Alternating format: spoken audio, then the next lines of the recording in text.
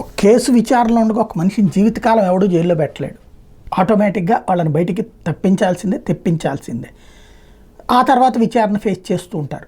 ఇప్పుడు కవిత అయినా రేపో మాపో రావడం ఖాయం. ఇప్పటికే సిబిఐ ఇదేసేసింది, అఫిడవిట్ అయిపోయింది. ఈడీ అఫిడవిట్ కూడా వేసేసిన తర్వాత 22, 23 తారీఖుల్లో విచారణ పూర్తవుతుంది. బెయిల్ ఇవ్వడానికి అవకాశం ఉంది. అంతకుముందు సిసోడియాకి బెయిల్ ఇచ్చారు కాబట్టి.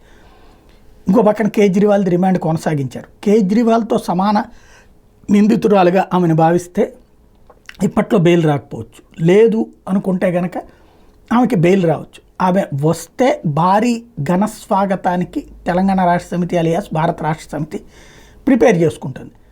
అలా ప్రిపేర్ చేసుకున్నప్పుడు కాంగ్రెస్ పార్టీ ఎదురుదాడికి కూడా సిద్ధంగా ఉంది. ఏమని, బీఆర్ఎస్ బీజేపీల పొత్తులో భాగంగానే లేదా వాళ్ళిద్దరి మధ్యన అవగాహనలో భాగంగానే ఆమెను వదిలిపెట్టారు లాంటి స్టేట్మెంట్ ఇవ్వడానికి కాంగ్రెస్ పార్టీ సిద్ధంగా ఉంది.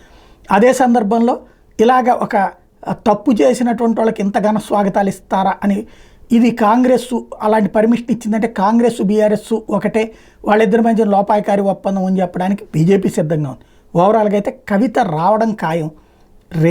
22న వస్తుందా లేకపోతే వచ్చే నెల వస్తుందా అన్నటువంటిది త్వరలో విడుదలైతే ఖాయంగా కనబడుతోంది.